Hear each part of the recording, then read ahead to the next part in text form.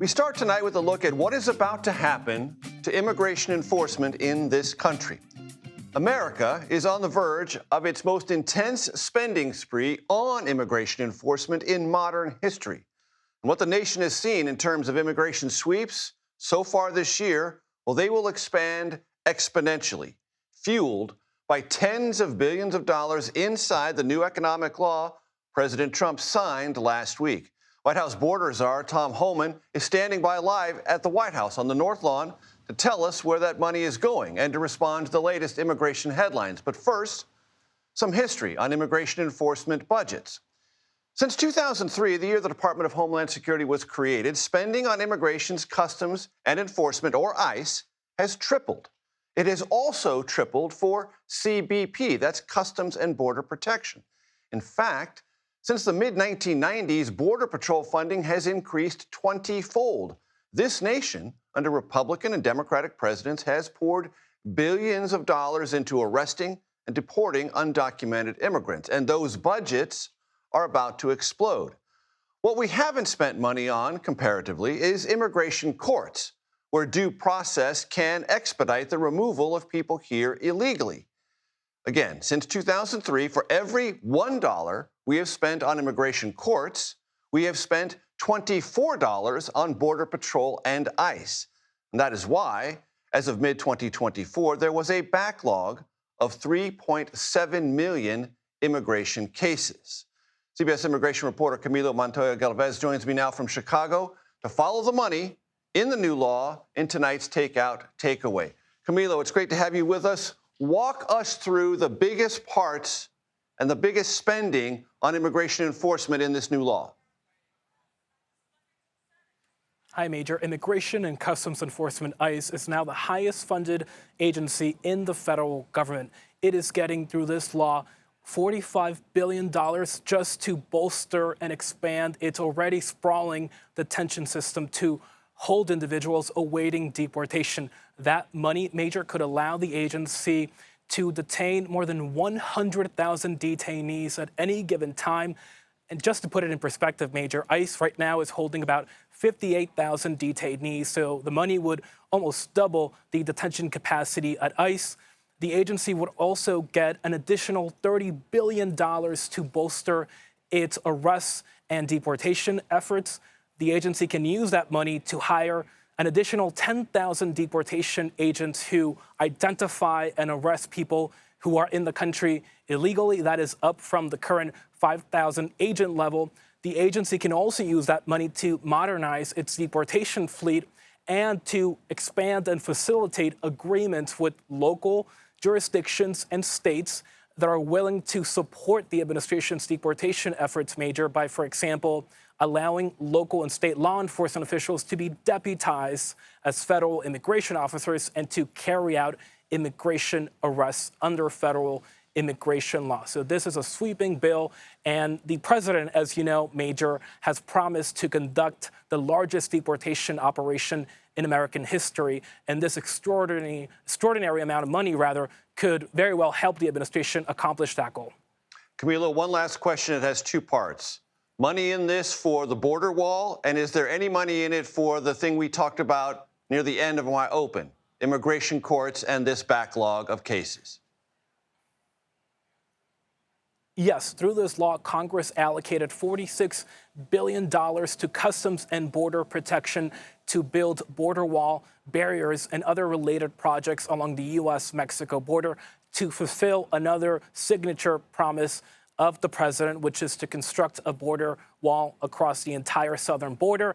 It also gives that agency $12 billion to hire new Border Patrol agents and to get new vehicles, facilities, and transportation assets. And even though that money is earmarked for CBP, Major, CBP agents across the country have been assigned to help ICE in places like Los Angeles to carry out immigration arrests in the interior of the country. So it is part of also that deportation arrest effort in the interior of the country. There is some money allocated in this bill, Major, for the hiring of immigration judges, but the cap on that number of immigration judges is 800, which is about 50 or 100 in terms of the difference between the current staffing level at the immigration court. So it should not make a huge dent in the number of cases that can be adjudicated by the courts. But again, the administration, in many ways, is looking to bypass that immigration court system, which is massively backlogged, by using processes like expedited removal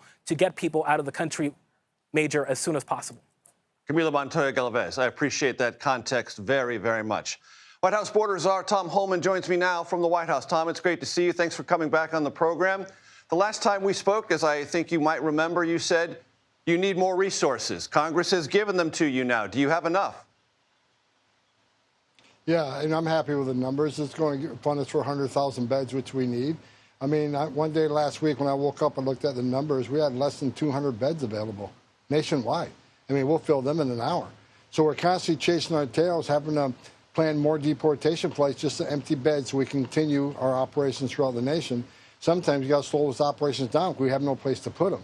People need to understand, for every alien we arrest, we need a bed because they're going to be detained for several days to several weeks, sometimes several months, so we can make arrangements, get the final orders, make arrangements for the removal to their home nation. So we need beds. For everybody we arrest, we need a bed. So this is going to help us with that. Where will those beds be located, Tom? All throughout the nation. We're building a plan now on the most efficient way to do this. You know, we got operations going on throughout the nation, so we're looking at, along with the beds, what the transportation infrastructure looks like. How do we get people from a small town in Nebraska to a flight line? So that plan is being put together now. So there's going to be facilities throughout the country. We need facilities in the Northwest. We need facilities in the Northeast. Like New York City, for example, I think we got like 80, 85 beds total up there. So we'll be looking for facilities all across the nation. We will be concentrating on a lot of facilities in the Southwest, just because that's where the flight lines go to plan multiple removal flights. So we'll keep those pods there. We're going to increase them. We'll probably add a flight line to Florida. But short answer, we're going to have facilities everywhere, but we're going to be concentrating a lot of them toward the Southwest border because that just makes it more efficient for us. Will they be on military bases? Look, we're looking at military bases. Every administration since I've been involved has used military bases. The more and more detention facilities we erect, whether soft-sided facilities or brick and mortar, be less demand we have on military bases. That's why the big, beautiful bill is a game changer. We can have our space on either private land or federal land to do this and rely less on the military for housing. So this is a great plan all the way around. Tom, there has been some confusion this week about whether or not there will be any reprioritization away from immigration enforcement that deals with farm workers and those in the hospitality industry. Can you clarify what the policy is and what it's going to be going forward? Well, look, the President Trump's, been clear. He's looking at, farm workers, hospitality, and a lot of people are talking to, Department of Labor, Department of Agriculture, DHS, on what a policy may look like. There's no final decisions made. I'm not going to get ahead of the president on that. But I will say this, despite what I'm reading in the media, there is no amnesty. People keep saying an amnesty's coming. There's going to be no amnesty. But we are working on this policy with the Department of Labor because they know the labor need of this country better than anybody. Department of Agriculture and what the needs are out there in agriculture. And the Department of Homeland Security, how does this, bump up against the enforcement effort? So all these great minds are working right now with the president. And a decision will come soon, but I don't want to get ahead of the president on that. But plans are being talked about, options being talked about. We're not ready to announce anything at this time. But there will be no amnesty. I want to make that clear. Understand. I want to read you a headline from today. It's probably on everyone's phones. Federal judge issues new nationwide block against Trump's order seeking to end birthright citizenship. Your reaction? Obviously, he's ignoring the Supreme Court. Just made that decision. I mean, these radical judges, district court judges, Major, district court judges are making national decisions, putting rulings in place for the entire country. The Supreme Court just settled this issue. So, look, we're going to litigate it. We'll get beyond it. It's just really pathetic where people are trying so hard to stop the Trump agenda that American people voted for. The reason he's sitting in the White House because of the immigration push we're doing right now, both on the border and interior. Now, today, we got the most secure border in the history of this nation because of President Trump. But we got to stop these radical judges and put nationwide injunctions. The Supreme Court's ruled on this. He's obviously ignoring it. So once again, we got DOJ have to litigate this and shut it down. They've sent a clear message. This cannot happen. Tom, you know what the Supreme Court said was if a district judge finds a class is affected and harmed, that class can obtain an injunction, which is what this judge in New Hampshire said. Yeah, well, we know they're going to push that button. We know they're going to use every tool they can to stop the Trump agenda. They're not going to stop us. What they need to understand is ICE is going to be on the street every day across this country. We got 1,000 teams on the street today. We have 1,000 teams tomorrow. We're going to keep arresting them. And bottom line is, if we can't remove them quickly, then we're going to detain them. The only option that's not available, a criminal alien threat, a national security illegal alien threat, was not going to walk the streets of this country. We'll detain them, and we'll litigate the removals. Tom, you mentioned right before we went to break criminals and national security threats. But according to ICE data, a growing number of those detained, 46% of the current detainees, are not criminals. They are here illegally, which is a crime, but they don't have other felonies on their records. Is that a trend that's going to continue? And how should Americans come to understand that not everyone in detention now, or probably likely in the future, are going to be these criminals or national security threats? Well, a couple of things. It's just not felons that are criminals. You got misdemeanors, too. And the media is taking the data. They're saying, well, they're not a criminal alien because they haven't been convicted.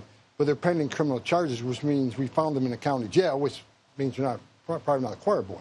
So the criminal numbers are much higher than a lot of the media is reporting because they're simply not counting misdemeanors. They're not counting, those that are pending criminal charges. But we are focused on public safety threats and national security threats, and numbers prove it. However, I've been clear from day one.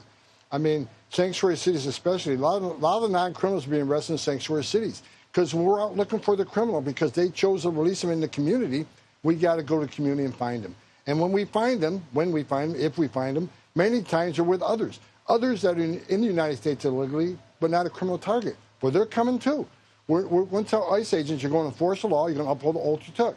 Unlike the last administration who told ICE agents, you can't arrest simply for simply being here illegally. They got to be convicted of a serious crime before you can even target them for arrest. We're getting back to what the law says. ICE agents are going to arrest people being in the country illegally. We still focus on public safety threats and national security threats, but if we find an illegal alien in the process of doing that, they're going to be arrested too. If you're in the country illegally, you're not off the table. That's why we want the non-criminals to take advantage of the CBP Home app. Put your affairs together, and go home and leave yourself an opportunity to come back under a legal program, whether it's a visitor visa, a tourist visa, a work visa, or maybe you have a U.S. citizen child here that can petition for you someday to be a part of this country. Leave and make those positions available, because here's what's going to happen. We have to find you, formally deport you. There's a statutory bar placed on you, anywhere from 5 years to 20 years to never, ever coming back to the United States, depending on your specific case. Leave yourself an opportunity to come back to the greatest nation on earth the legal way. Tom, you mentioned also the very low number of illegal border crossings. The administration, the president touts this justifiably almost every day. Why then does there need to be $46 billion to finish the border wall? If you have minimized crossings, why do we need a physical barrier for some 2,000 miles along the U.S.-Mexico border? Because we got to make these changes permanent. Border walls work. Every place a border barrier's been built, or the river buoys have been put in the river, every place we put a barrier in place, illegal immigration went down, illegal drug flow went down. Also, a lot of this money going to include technology. When Joe Biden stopped building the wall, he also stopped putting the technology, the really important technology, in the existing wall that we built, which allows agents to talk to one another because there's so many dead zones on the southern border. It also adds technology to let us know if someone's approaching the wall, climbing the wall, digging under the wall. That's a very important technology we need. But we got to continue the wall and make it a permanent fix, because we don't know. Look, the next administration come in and undo everything. But we have a permanent structure in place. It what I think everybody should agree when it should be a nonpartisan issue is technology we're going to use at port of entries. So we catch more of the contraband at the same time, making legal trade more efficient, faster to come through the port eventually, but at the same time catching that contraband of drugs and illegal weapons. I think everybody can agree to that. It should be a nonpartisan issue. That money is needed on the border to make these changes, this positive change, more permanent. Last question, Tom, and I know you'll come back. We'll continue our conversation. But according to the Deportation Data Project, arrests in Los Angeles are up 69%, 57% up in Chicago, up 161% in Miami, but only up 11% in New York. How come?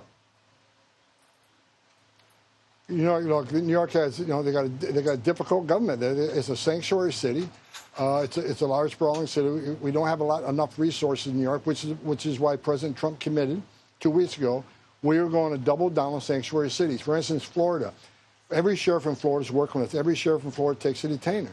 So we know we got less of a problem in Florida because we know public safety threat, illegal aliens in jails aren't going to be released in the community. They're going to be given to us. So we're going to send the extra resources from Florida to New York because we know they're releasing public safety threats every day. They're releasing national security threats every day. Hundreds of people walk on Rikers Island every week. Well, we're going to send more resources there. We're going to double down and triple down in New York. So you say that now, Garrett, Major, but watch what's coming. We're going to send a lot of resources and make sanctuary cities our priority. This is a continuing conversation. Tom Homan, you're always welcome. I hope you come back. You got it. Thank you.